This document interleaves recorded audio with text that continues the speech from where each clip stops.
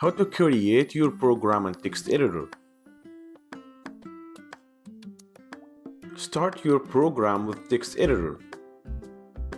You can easily create a Python program with text editor and save your work on computer and compile it in the terminal.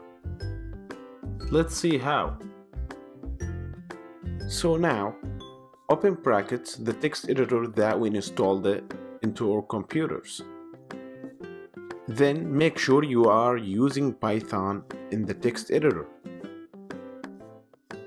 Then type your first Python code, print hello world, that we've used in our previous lecture. Don't forget the quotation marks. And then save your file on your computer.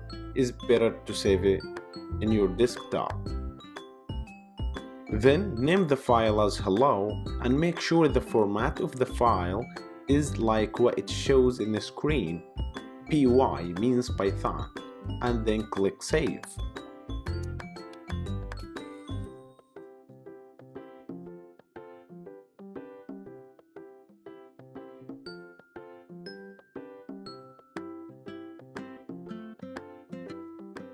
How to run Python file on terminal.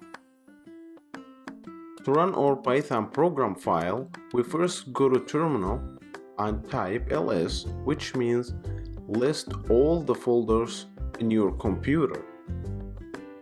And then type cd, which means change directory, and put desktop if your Python file is on desktop, and press enter. After that, type python space and dot slash file name .py. Pretty well. As you see here, the program printed hello world really well. Thanks for watching.